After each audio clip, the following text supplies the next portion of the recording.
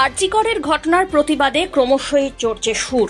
আপামর রাজ্যবাসী শুধু নন, দেশ ছাড়িয়ে বিদেশেও প্রতিবাদের ঝড় আছড়ে পড়েছে। ক্রমশই দিকে দিকে ছড়িয়ে পড়ছে প্রতিবাদের মন্ত্র। আর এবার সেই প্রতিবাদের সুর গণেশ পুজোর থিমেও। শনিবার গণেশ চতুর্থী তথা গণেশ মহোৎসবের শুভ সূচনা। পুজোর আনন্দের মধ্যেও বিষাদের আবহ ধরা পড়ল শিলিগুড়ির সুভাষপল্লীতে। এবার আড়ম্বরহীন পুজো করছে শিলিগুড়ির নাইট আউল অ্যাসোসিয়েশন।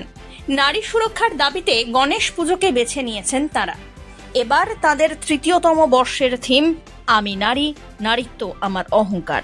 ভারতবর্ষ জুড়ে এবং তার মধ্যে পশ্চিমবঙ্গ আমাদের পড়ছে, প্রতিটা রাজ্যে সমগ্র দেশে যে ধরনের নারী নির্যাতন এবং ধর্ষণকাণ্ড এতদিন যাবৎ ঘটে এসেছে, সেটার প্রতিবাদ স্বরূপ, প্রতীকী প্রতিবাদ স্বরূপ আমাদের এই পুজোর মাধ্যমে আমরা এই প্রতিবাদটি তুলে ধরার চেষ্টা করেছি। যেটা আপনারা প্রথমেই বলেছেন যে আমাদের মণ্ডপ সজ্জা থেকে শুরু করে আমাদের গণেশের যে বস্ত্র সেটিও কালো, এবং কালোকে আমরা চিনি প্রতীকী হিসাবে, যে প্রতিবাদের বা শোক জ্ঞাপনের প্রতিবাদ হিসেবে আমরা চিনে থাকি। তো সেই জায়গায় দাঁড়িয়ে আমরা এখানে আপনি দেখতে পাচ্ছেন মূর্তিতে যে ঈশ্বর স্বয়ং নিজের হাতে অস্ত্র দান করছে মহিলাকে বা নির্যাতিতা মহিলাকে, যে নিজের সুরক্ষা তাকে নিজেকেই করে নিতে হবে। এবং এই মেসেজটি দেওয়ার আমরা চেষ্টা করেছি সমাজের প্রতি, যে এখন যা অবস্থা চলছে সমগ্র দেশ এবং রাজ্যে, সেখানে আমার মনে হয় না আড়ম্বরপূর্ণ পুজো করা আমাদের এখন শোভা পায়। তো সেই হিসাবে আমরা এখন চেষ্টা করেছিলাম যে যতটা আড়ম্বরহীন পূজা করার প্রয়োজন, যতটা করা যায় ততটুকুই করা, শুধু পুজো উপলক্ষ মাত্র। এবং এই পুজোর মাধ্যমেই আমরা আমাদের প্রতিবাদটা তুলে ধরার চেষ্টা করেছি।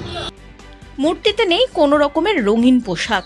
গণেশের মূর্তির গায়ে জড়ানো রয়েছে আপাদমস্তক কালো কাপড়।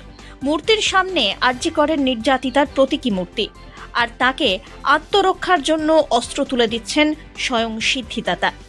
পুজো মণ্ডপের আশেপাশে লেখা রয়েছে নানা প্রতিবাদমূলক বার্তা। আরজিকর কাণ্ডের পর নারী সুরক্ষা একটি বড়সড় প্রশ্নচিহ্নের মুখে। তাই নারী সুরক্ষার দাবি উঠেছে সভ্য সমাজেও।